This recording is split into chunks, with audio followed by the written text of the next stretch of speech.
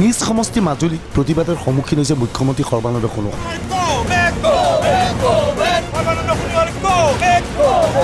নাগৰিকত্ব সংশোধনী বিধেয়কৰ ক্ষেত্ৰত ৰাজ্য চৰকাৰে গ্ৰহণ কৰা ভূমিকাৰ বিৰুদ্ধে মাজুলীত প্ৰতিবাদী কাৰ্যসূচী গ্ৰহণ কৰিছে জাতীয়তাবাদী যুৱ ছাত্ৰ পৰিষদে।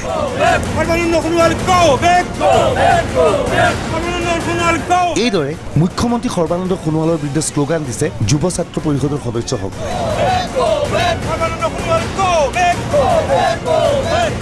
মাজুলীৰ বিভিন্ন অঞ্চলত ক'লা পতাকা উত্তোলন কৰি প্ৰতিবাদ কৰিছে পৰিষদৰ সদস্যসকলে। নিজ সমষ্টি মাজুলীত মুখ্যমন্ত্ৰী সোণোৱালৰ বিৰুদ্ধে প্ৰতিবাদ। ক'লা দিৱস উদযাপন কৰিলে যুৱ ছাত্ৰ পৰিষদে। ৰাজপথত যুৱ ছাত্ৰ পৰিষদৰ ধৰ্ণা। সোমবাৰৰ দিনটোত মাজুলীলৈ বিশেষ কাৰ্যসূচী লৈ গৈছিল মুখ্যমন্ত্ৰী সোণোৱাল। সোণোৱালৰ কাৰ্যসূচীত প্ৰতিবাদ সাব্যস্ত কৰিবলৈ আগতীয়াকৈ সিদ্ধান্ত লৈছিল যুৱ ছাত্ৰ পৰিষদে। এই মাঘ বিহুত অসমীয়াই আজি আনন্দ কৰিব লাগিছিলে, আজি ভোজ খাব লাগিছিলে, কিন্তু আজি অসমীয়া জাতি ৰাজপথলৈ ওলাই আহিবলগীয়া হৈছে। অসমীয়া জাতি আজি সংকটত ভুগিছে। অসমীয়া জাতি আজি বাপতি শাহুনক পাহৰি যাবলগীয়া হৈছে। অসমৰ জাতীয় নায়কে মাটি ভেটি আজি বন্ধকত দিব ওলাইছে। সেয়ে অসম জাতীয়তাবাদী যুৱ ছাত্ৰ পৰিষদৰ লগতে মাজুলী সমগ্ৰ ৰাইজে আজি সমগ্ৰ মাজুলীত ক'লা দিৱস হিচাপে ঘোষণা কৰিছে।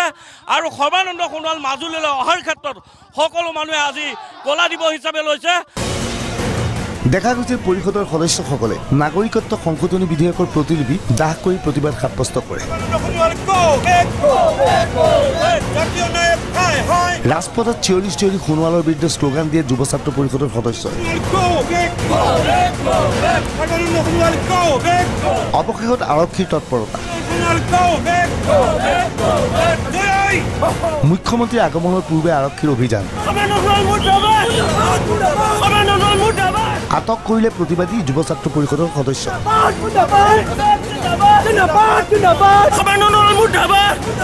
অৱশ্যে আৰক্ষীৰ তৎপৰতাত পৰৱৰ্তী সময়ত প্ৰতিবাদ স্তব্ধ হৈ পৰে।